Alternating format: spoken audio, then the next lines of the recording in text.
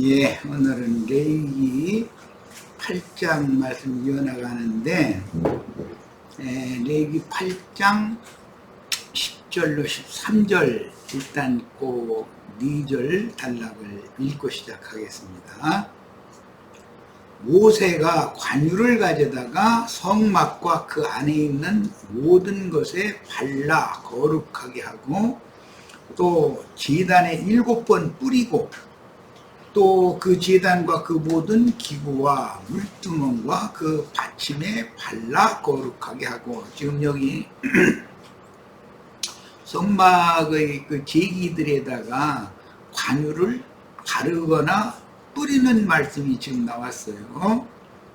사람에게는 붓는다 그러는데 부을 뿐 아니라 또 바른다고 양면 얘기를 하고 있습니다.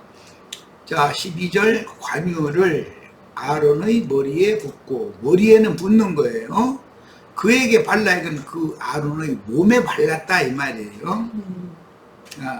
머리에는 관유를 붓고 몸에는 관유를 바르는 거예요. 이 두 가지 문제를 잘 기억해 두시기 바래요. 머리에 붓고 그에게 발라 거룩하게 하고, 제단에다가는 관유를 뿌린다고 표현을 해서 7번을 뿌린다 이렇게 표현했어요. 그러니까 붓고 바르고 뿌리고 세 가지 용어가 있어요. 관유의 용법이란 말이에요. 모세가 또 아론의 아들들을 데려다가 그들에게 속옷을 입히고 띠를 띄우며 관을 씌웠으니 여호와께서 모세에게 명령하신 것과 같았더라 그랬어요. 관유는 선지자, 제사장, 왕을 위임할 때 머리에 붓거나 성막 기구들에 발라서 성별하는 의식으로 사용되는 복합적인 기름인데, 출애굽기 30장 22절로 33절에서 지시하신 대로 제조하는, 관유를 제조하는 법칙이 있죠. 상등, 감람류, 한 흰에다가 4가지 향료를 이렇게 적절하게 배합해서 만드는 거예요. 관유라는 거는. 출애굽기 30장 22절로 33절에 아주 소상하게 말씀이 나와 있죠. 스가랴 선지자는 이제 이것을 영적으로, 선지자들은 영적으로 해석을 하니까, 이제 오늘날 우리가 성경을 보는 그 관점, 문자대로 보는 것은 역사서나 일반적인 기록을 볼 때는 문자대로 봐야죠. 그게 기초가 돼야 되니까. 그런데 선지자들이 그 문자를, 율법을 어떻게 해석을 하느냐라는 것은 영적 해석이기 때문에 양면을 치우침 없이 잘 봐야 된다는 걸 이제 우리는 계속 강조하고 있는데, 기성교계에서는 선지자들의 예언으로 적용하는 법을 모르는 거예요. 율법이나 역사서에 나오는, 시편이나 이런 데 나오는 말씀을 영적으로 적용하는 것을 모르면 그럼 우리 신앙생활에 아무 의미가 없어져 버리는 것이죠. 이제 이 문제를 잘 이해를 하셔야 되겠어요. 뭐 얼마 전에 세속교계 그 어떤 목회자와 이제 여러 가지 대화를 해서 무엇 때문에 문제를 안 하는 것을 우리 지체들이 다 감을 잡았을 거예요.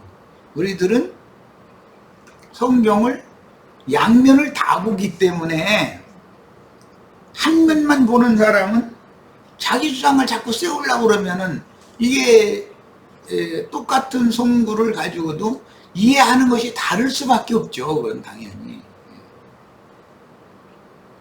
자, 이제 스가랴 선지자의 관유를 붓고 바르고 뿌리고 하는 말씀을 스가랴 선지자가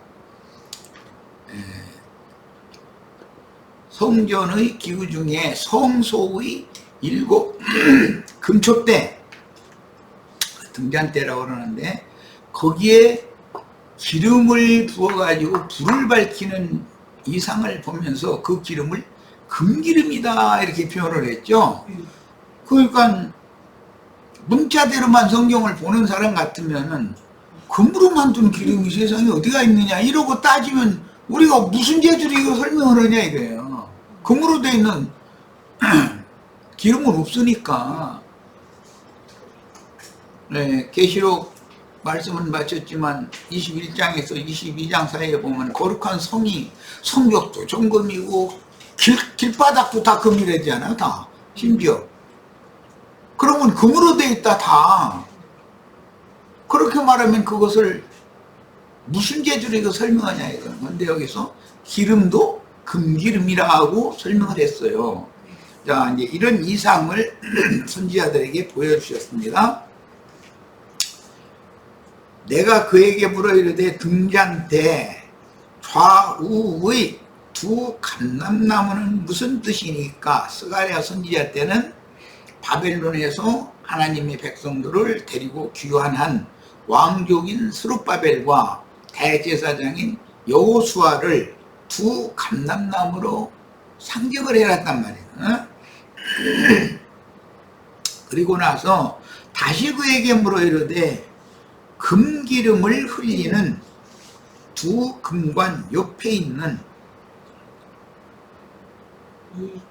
관도, 금기름을 이렇게 붓는 관도 금으로 되어 있는 거예요 지금. 네. 두 금관 옆에 있는 이 감람나무 두 가지는 무슨 뜻이니까? 두 감람나무의 가지라는 것은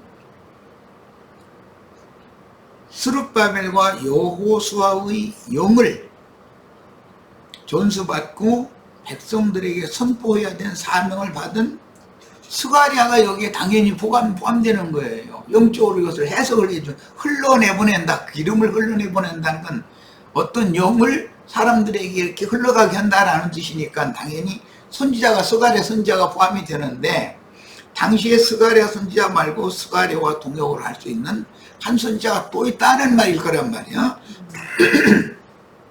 이게 먼 훗날 계시록에서는 두 증인이라고 설명이 되어 있어요. 계시록 11장에는. 자, 14절 이르되 이는 기름 부음 받은 자 둘이니 했어요. 금기름을 흘리는 두 금관 옆에 있는 감람나무의 두 가지, 그러니까 스룹바벨과 여호수아의 후계자, 후손. 그 두 사람은 영적 의미는 뭐냐?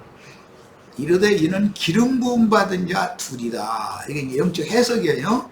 온 세상의 주 앞에 서 있는 자니라 하더라 그랬어요.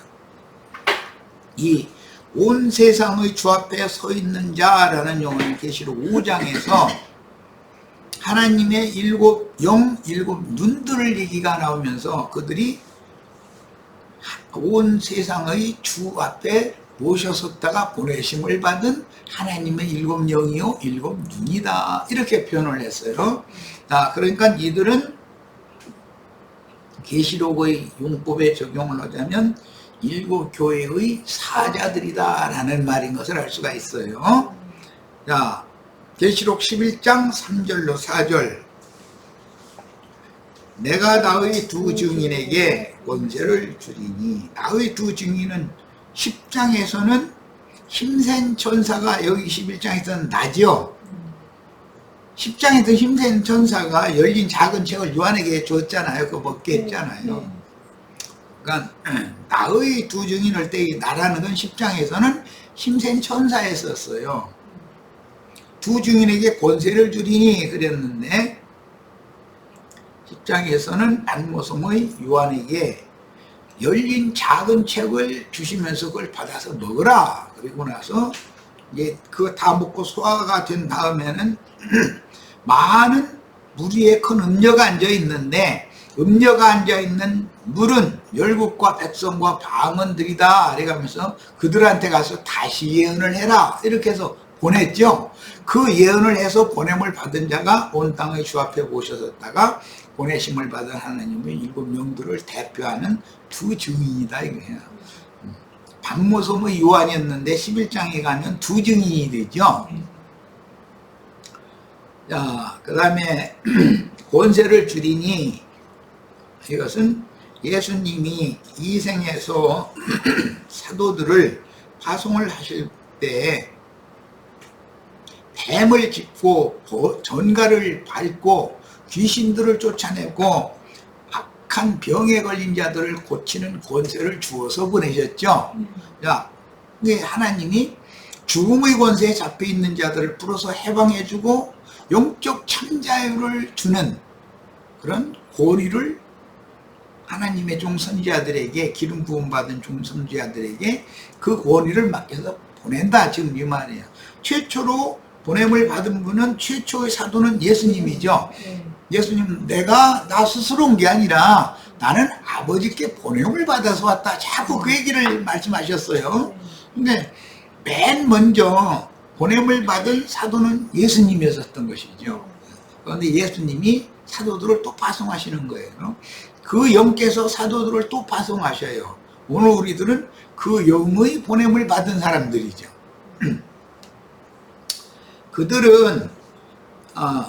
그들이 굵은 배옷을 입고, 굵은 배옷이라고 하는 것은 희곡은 세마포옷과 반대되는 옷이에요. 마포옷은 마포옷인데 이것은 슬픔을 표할 때 입는 옷이에요. 네, 그렇죠. 그리고 이 셈족들은 여름에 더울 때 마포옷을 많이 입었는데 요즘에는 그럼 이 배옷을 잘 안 입으니까 그런데 초상이 나면 굵은 배옷을 입어요.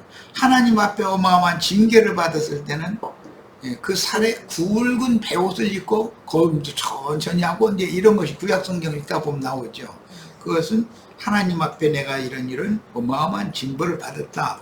왕이면 나라가 현대말로 폭삭 망하는 지경을 당했으면 왕의 책임이잖아요. 왕이 그때 굵은 배옷을 입고 걸음도 천천히 하고, 그것은 하나님 앞에 내가 이 나라를 잘못 이끌어서 이런 위경에 처하게 됐는데 나를 용서해달라. 그 왕 용서받으면 나라가 다시 회복되는 거니까 그런 것이고, 제사장이 굵은 배옷을 입는다면 이 백성들에게 그들이 모든 범과한 죄악들을 자신이 대신 짊어지고 하나님께 나가서 용서를 받아야 되는데 그 사명을, 그 중재자의 사명을 잘못했기 때문에 국가의 모든 백성들이 죄악이 날로 번성하고 이렇게 되면 제사장이 책임이 있는 것이거든.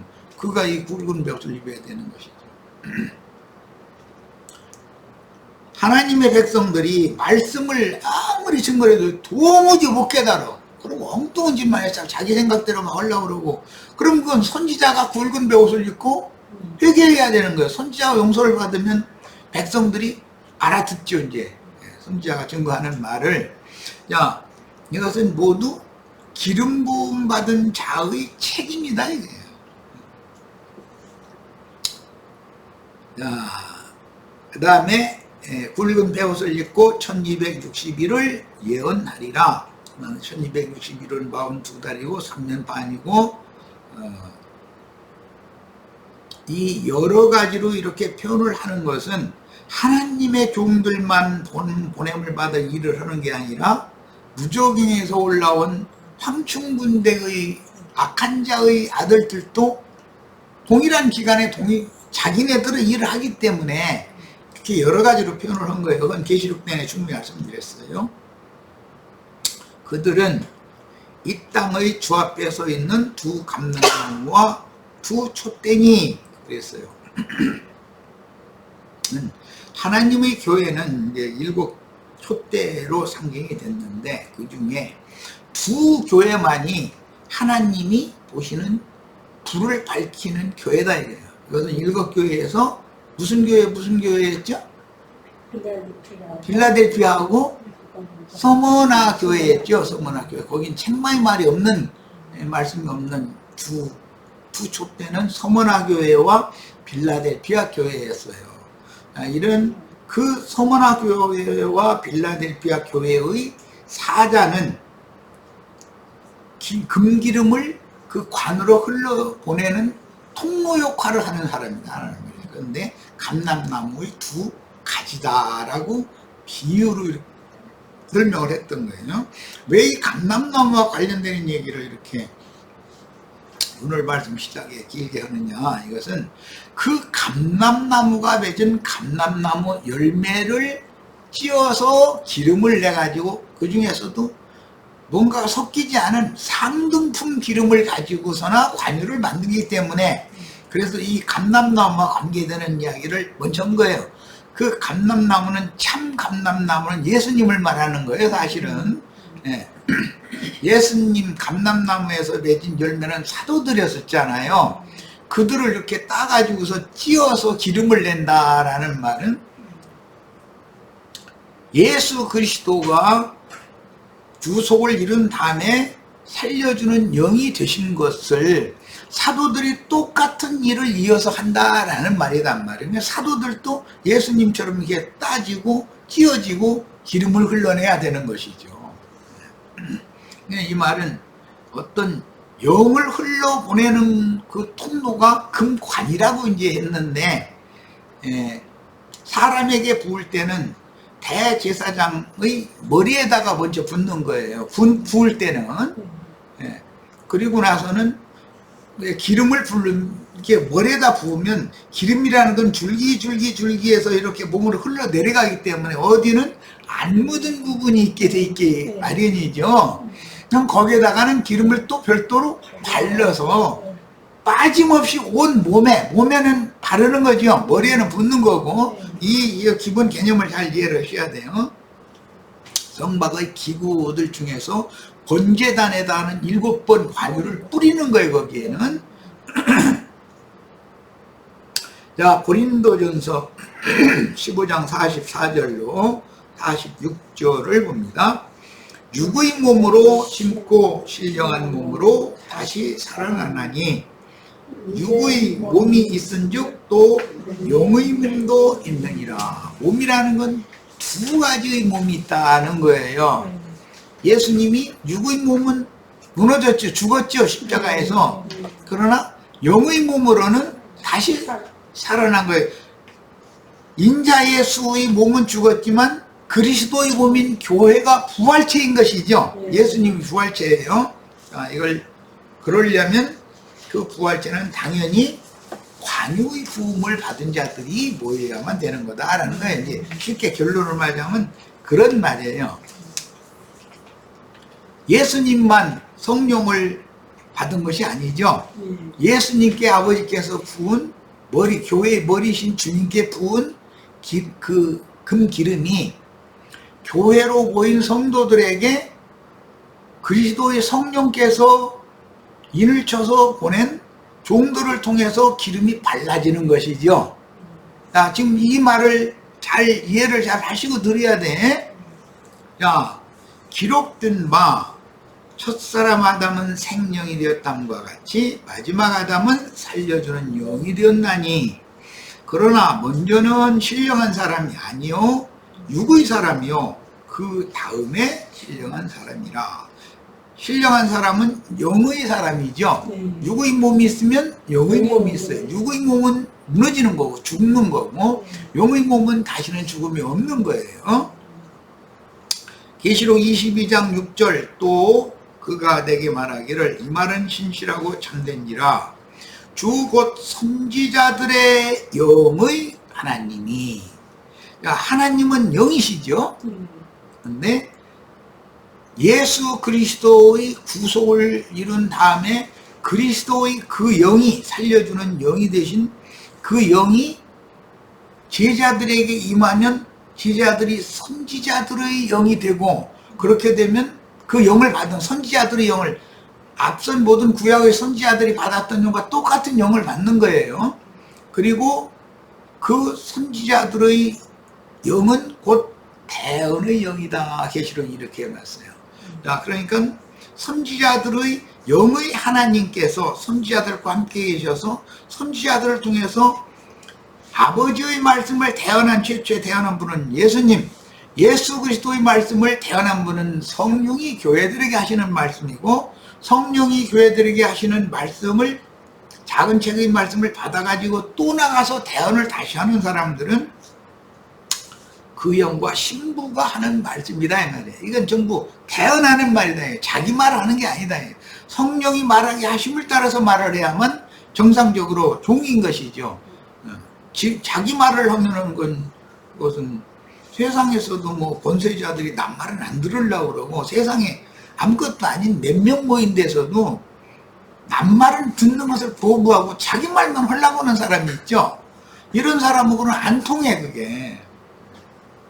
그리고 이제 그런 사람일수록 누가 남이 이제 말을 하면은 가만히 있어봐, 내 말 좀 들어봐 이러고 자기 말만 하려고 그러지 남 말을 우선 들어보려고를 않거든. 그건 급한 사람이고 생각이 짧은 사람인 것이죠. 사리가 깊은 사람은 상대방의 말을 많이 들어보고 자기 말은 되도록이면 줄이고 요약적으로 해서 간략하게 딱 메시지를 딱 주고, 이렇게 해야 지도자가 되는 거였는데, 그냥 장관들 다 오라게 놓고 나서 국무회의 현장에 놓고서 장관들 말할 틈도 주지도 않아. 그럼 뭘라고 오라게. 그럼 지 말만 하려면 그야말로 어제 뭐 신문 보니까 뭐 전화로 뭐 비만이 온 것을 뭐 어떻게 허락했다고 했다고 시끌시끌하던데, 뭐 난 그런 거 보고 참 헐릴단게 들었는데, 전화를 했든 말로 했든 간에 그냥 하라는 대로 잘해서 잘 해나가면 될 일이지 뭘 그런 것까지 그러나 이제 그런 생각까지 했는데, 그러나 물론 이제 그건 트집을 잡으려서가 아니라 정상적인 대통령은 대통령의 정위치에 청와대에 계속 이제 앉고 있었으면 그런 사단이 안 나오겠죠. 그런데 너 괜히 이렇게 움직여 놓더니 말이야, 이런 국가 비상사태가 오니까 지금 만약에 전쟁이 났다면 이러고 전화로 계속 할 거냐, 돌아다니면서. 그게 대통령이냐 이제 이 말인데, 이제 그 뭐 말하는 말의 그 의도는 이해를 하겠지만, 어쨌든 국가의 지도자는 지도자가 정의치를 딱 지키고 있어야 된다. 우리나라는 불행한 나라라. 6.25 때 나는 서울을 사서겠습니다, 막 여러분 나와 같이 힘을 좀 모아달라고 이렇게 방송을 했는데, 그게 부산세 때잖아. 나중에 알고 보니까 완전히 이건 날강도들이 하는 짓거리지. 그건 국민을 그렇게 상대로 거짓말을 그런 식으로 하고 그러면 그게 국가 지도자의 자격이 없는 거죠. 예를 들게요. 우주 이치를 보는 거예요. 태양이 정위치에 딱 자리를 잡고 있어야지, 그리고 나머지 별들이 태양을 바라보면서 돌아야지. 태양이 이리 갔다, 기분 좀 나쁘면 저리로 갔다 이래버리면 별들은 이놈의 태양 따라다니라 저끼리 부딪히고 난리 날 거 아니야. 왜 이런 거 하나를. 그 우주 간단한 이치거든 그게. 가장이 바깥바람 쐬고 여기로 갔다 저기로 갔다 하면 그 가정은 풍비박산 나는 거예요. 가장은 아무리 어려움이 있어도 가족을 딱 지키고 있으면 어느 날은 회복되는 날이 오는 거거든. 아버지가 그렇게 하는 걸 봐야, 남편이 그렇게 하는 걸 봐야 아내나 자식들도 협력을 해가지고 그 난관을 극복을 하려고 애를 쓰지. 뭐 어려운 문제만 있으면 저쪽으로 갔다, 어느 날 보면 엉뚱한 데서 전화질이나 해서 잘 있느냐고 뭐 만약에 이제 이런다면 그 집안이 뭐가 되겠어. 이제 그런 것과 같은 이치죠. 이제 이런 것이 우리 주님은 어떤 경우에도 당신의 지위와 신분과 위치를 절대로 지킨다는 거예요. 예. 그래야 믿는 이들이 주님만을 바라보고 주님의 보호 아래 있다고 하는 안심을 하지. 언제 주님이 교회의 중심에 딱 계시면 교회는 아무리 어려움이 생겨도 주님이 교회에 계신다라는 확실한 믿음들만 있다면 교회는 절대로 파산이 안 나는 것이거든. 그런 것과 같은 이치죠.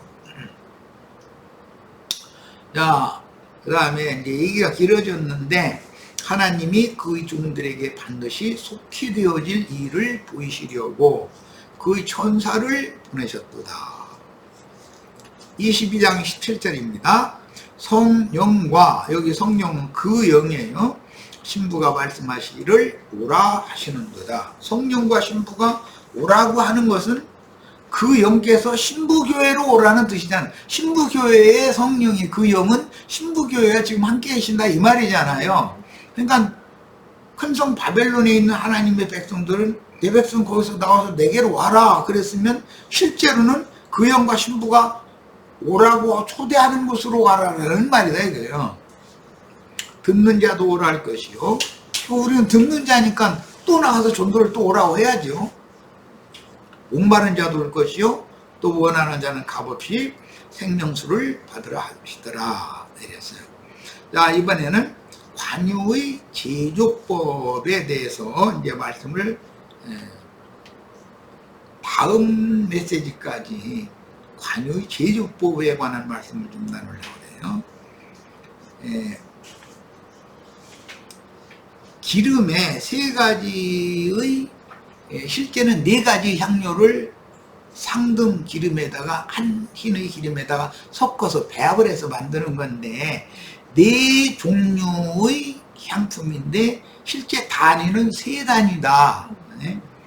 한 흰의 감람류에 네 종류의 세 단위 향품을 한 흰의 감람류에 배합하여 관유를 만드는 율법이 기록이 됐어요. 그러면 이제 이 율법을 오늘날 우리의 믿음의 법으로, 율법으로 구원을 얻는 건 아니죠. 율법으로냐? 아니라 믿음의 법으로라. 율법은 사람을 정죄하고 죽이는 것이 목적이지, 죽을 수밖에 없는 죄인을 용서하고 살리는 법이 아니지 않냐. 그럼 별도의 무슨 법이 필요한데 그게 믿음의 법이고, 그 믿음의 법을 우리에게 적용하려면 그리스도의 율법을 우리가 알아야 된다 이거예요. 이 율법을 영적으로 완성하신 그리스도 율법을 알아야 믿음으로 내가 그걸 취해서 구원을 얻을 수가 있는 거죠. 자, 재료 첫 번째는 모략이 500세겔이 있습니다. 관유 제조법은 500이라는 숫자가 3번 겹치고 있는데 액체 모략 500세겔과 두 번째는 육개 250과 창포 250, 그러면 더하면 500이 되겠죠. 육개와 창포는, 육개는 인자 예수를 상징한다면 창포는 영으로 부활하신 그리스도를 말하는 거니까 이것이 예수님이 나눠져야 되는 것이죠. 육체로는 죽임당하고 영으로는 다시 살아나야만 관유를 만드는 용도로 쓰임을 받는 거예요. 자, 6개 250과 똑같은 500인데 500을 절반으로 딱 나누는 거예요. 인자 예수, 그리스도 예수. 성경 용어 표현도 이렇게 달라졌어요. 육체로는 죽임을 당하셨으나 영으로는 살리심을 받으셨다. 250식으로 딱 나눴어요. 그 다음에 계피 500세겔을 감람기름 한 흰에 섞어 제조를 하도록 정해졌습니다. 계피라는 것은 이기는 생명을 상징하는 거예요. 뭐 뱀이나 지네나 어떤 벌레가 그 계피 냄새를 그렇게 싫어한다잖아요. 그래가지고 그 사막뱀은 다 독이 있는 거거든요. 전갈이나 이제 이런 것들은. 그런데 전갈이나 뱀이 이 계피 냄새를 그렇게 싫어한다잖아요. 좀 그냥 특이한 일이지. 이것은 이제 이번 메시지 말고 이제 다음 메시지에 이제 말씀을 충분히 나눌 건데, 생명의 성령이 부활하시던 날 저녁에 제자들의 모임에 부어졌죠. 그런데 숨을 불어넣어 주시고 나서 그 숨이 성령이라는 걸 말씀했어요.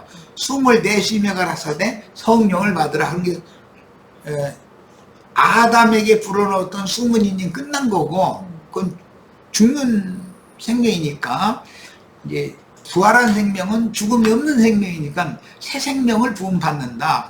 찬송에는 뭐 잃었던 생명 찾았고 그랬었는데 그게 무슨 뜻인지도 모르고 그냥 많이 부르죠. 잃었던 생명 찾았다는 게 무슨 뜻이냐고 한번 물어보세요. 그거 아는 사람 다 안 물어봐서 그런지 몰라도 그거 잘 설명해 준 사람 다 별로 없을 거라고 생각해. 잃었던 생명을 가졌다는 것은 아담의 자손들은 셈족이지만 노아의 때 하나님의 신이 떠났기 때문에 그의 심령에서 생명의 주인이 떠나면 그는 죽은 자가 되는 거단 말이에요. 이제 생명을 잃은 거예요. 그것은 영생하는 생명을 잃은 거죠. 이제 그 구약의 용어로는 그 하야 이제 이렇게 말하는 그 생명은 죽음이 없는 영적 생명이란 말이야. 신약에서 그 헬라어는 그 조의 생명이라고 그러죠. 그런데 조의 생명이 없었어요. 생명을 잃은 거예요.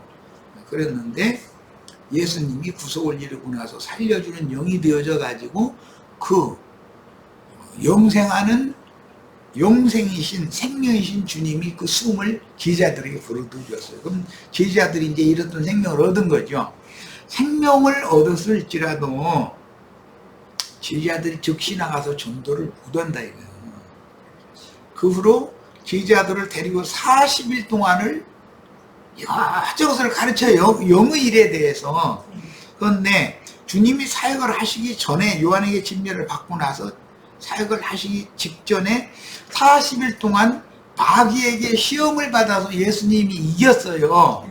그것을 제자들에게 이제 적용시켜 준다 이거. 영이 오셔서 영적으로 적용을 시켜줘 40일 동안을. 그리고 나서 승천하신 후에 열흘이 더 지나서 50일째 되던 날 약속하신 능력으로 옷을 덧입혀 준다 이거예요. 그 능력은 마귀 권세, 뱀이나 전갈을 밟고 짚고 이길 수 있는 그 권세를 더 부어준다 이런 말이야. 그러니까 성령이 임하는 것은 반드시 첫 번째는 생명으로 임하시고 그 다음에는 능력, 권세로 임한다 말이야. 이런 양면에 대해서도 기독교계는 불러오고 막 성령 받으라고 슉슉슉 해서 뭐 성령 받았다고 뭐 어디가 뜨거웠다 해서 자꾸 해서 하는데 뭐 그게 우스갯소리겠지만은 나 이건 이제 그 지방교회 생활할 때 누군가가 그 나와서 간증하는데 그 얘기하더라고. 다 성령 받았다고 기도원에서 불러오고 다 뒤집어지고 난리 나는데 자기는 뜨겁지가 않더래. 이상하게 다 뜨거워 죽는다고 그냥 펄떡펄떡 뛰고 난리고 둥글고 난리인데 나는 왜 이러나 싶고 있는데 조금 지나 보니까 엉덩이 쪽이 미지근하더니 점점 뜨거워지더래. 그래서 이제 아따 나중에 성령이 임하는가 보다. 그래가지고 이렇게 봤더니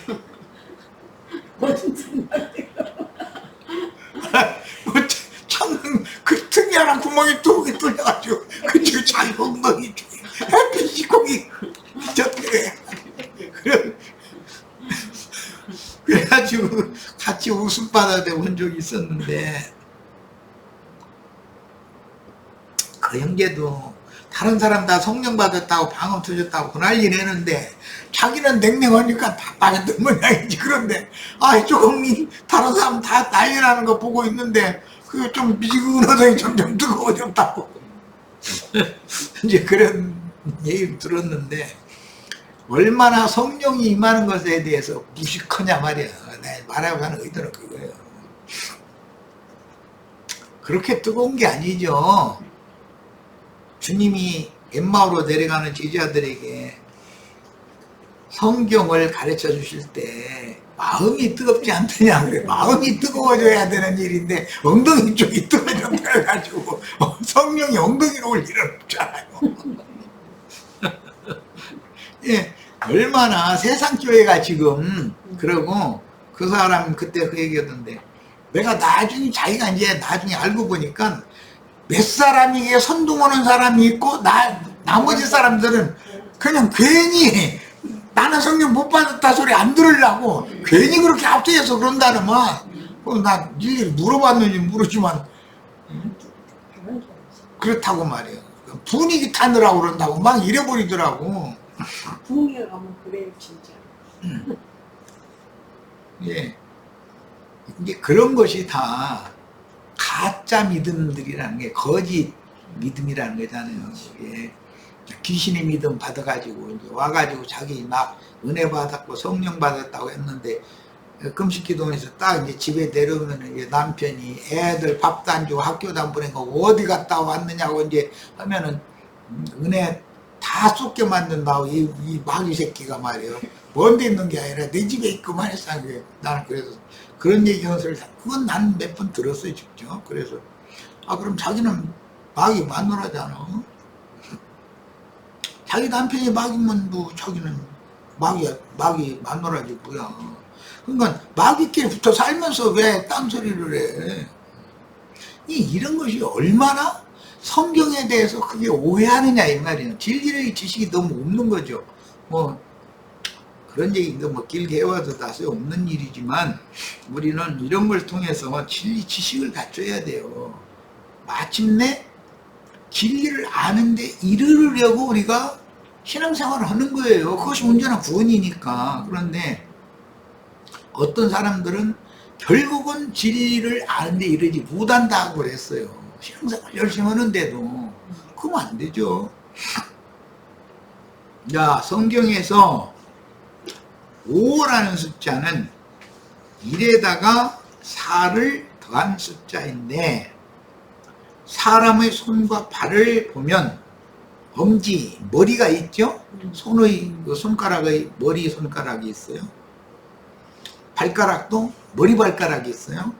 있고 나머지 머리가 하나 있고 나머지 넷이 합쳐져 가지고 5라는 걸 이루는 것은 이게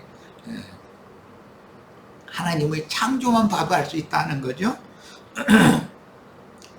자, 이런 하나님의 창조를 통해서 알 수 있듯이 유일하신 한 분의 조물주 하나님을 상징하는 일에 머리죠. 그러니까 모든 피조물을 상징하는 4를 더하여 만들어진 충만과 완성의 수는 10이죠. 네. 10, 100, 1000, 만 이렇게 이제 올라가는데 이거 십진법이라고 그러죠.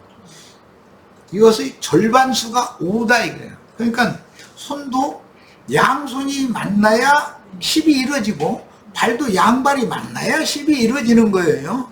이렇게 해서 반씩 나누는 것이 하나님이 창조에서도 의미가 있다는 거예요. 오른쪽 반, 왼쪽 반 이게 해서 합쳐져야 된다. 그러니까 이것은 항상 오른쪽은 하나님 편이고 왼쪽은 사람 쪽인데 하나님이 아무리 전능하시지만 사람과 연합하지 않으면 하나님이 사람을 창조한 목적과 의미가 없는 거죠. 우주를 경영하고 하는 의미가 없어져 버리니까 사람도 하나님과 연합하지 않으면 사람이 아무리 똑똑하고 뭐 모든 걸 다 가졌어도 아무 의미가 없는 거죠. 자기 창조된 목적에 이르지 못하니까 이런 것을 보여준다는 거예요. 자, 율법 전체를 요약하고 대표하는 10계명은 2개의 돌판에다가 나눠져 새겼죠. 자, 그러면 돌판 크게 하나 해가지고 10계명 쭉 적어주면 될 텐데 왜 돌판을 반반으로 쪼개가지고 양편에다가 해서 5조항씩 해서 이렇게 해서 그 두 돌판이 합쳐져야죠. 자, 이건 뭘 말하느냐? 예수 그리스도의 영과 사람의 영이 연합이 돼야 된다는 것을 암시한다 말이에요. 네? 자, 남편과 아내는 반드시 연합을 해야 되는 거예요. 그래서 신약에서 중요하게 다룬 건 뭐냐? 우리가 주를 회개하고 복음을 믿음으로 주와 합하여 한 영이 되는 이야기를 지금 계속하는 거예요. 자, 이게 기름 부음을 받는 기름이신 주님이 나에게 나의 영과 주님의 영이 연합되는 것이 기름을 붓는다. 어딘가가 부족하게 기름이 부어진 머리에다만 부어버리면 주님께만 성령의 기름을 부어버리면 몸이 어느 부분에는 기름이 흘러가서 아래로 다 흘러버렸는데 다른 데는 빠진 데가 많으니까 안 되니까 이제는 발라야 되는 거다. 이렇게 이것이 교회 생활이다. 우리는 이미 머리이신 주님이 기름 부으심을 받았고 그 영의 거듭나게 하심을 받은 성도들이 교회로 모여서 이런 말씀을 반복해서 듣는 것은 발라지는 것이죠. 그리스도의 몸에 지금 해서 빠지는 지체가 있으면 안 된다. 이거 누구도 여기에 예를 들어서 뭐 지금은 4명밖에 안 앉아있지만 예를 들어서 40명이 모였으면 39명은 다 기름이 발라져 있는데 나머지 한 사람은 그냥 기름이 발라져 있지 않으면 그것은 열두 지지자 중에 가룟유다처럼 그것은 돌연변이가 생기기 때문에 안 되는 거죠. 온 몸에 다 발라야 되는 것이지.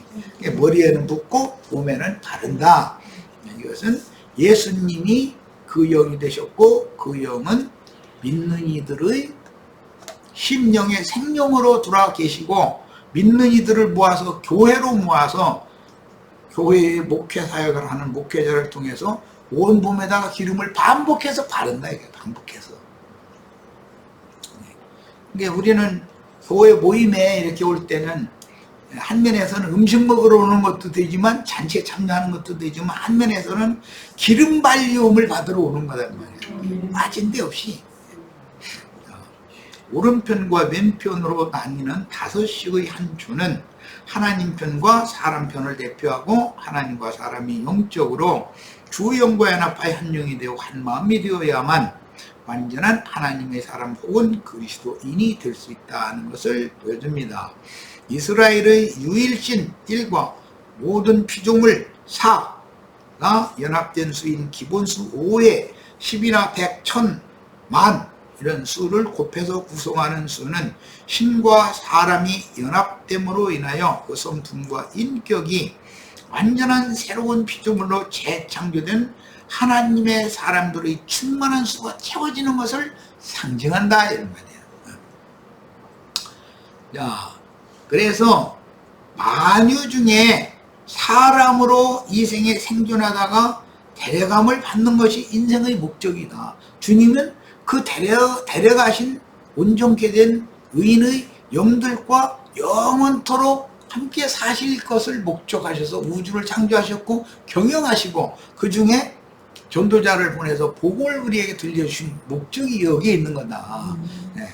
그러니까 하나님은 죄인된 사람이지만 그들을 구속해서 그들을 당신의 배필로 취하는 것이 목적이다 하는 거예요.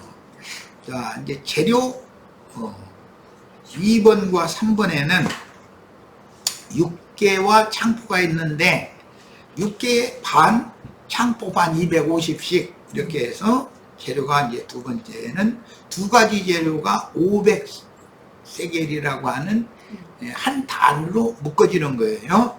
몰약이나 계피향의 절반인 향기로운 육개 250세겔과 향기로운 창포 250세겔을 합해서 500세겔의 한 단위를 구성하는데 이는 육개나무로 상징된 개수나무라고 흔히 말하죠.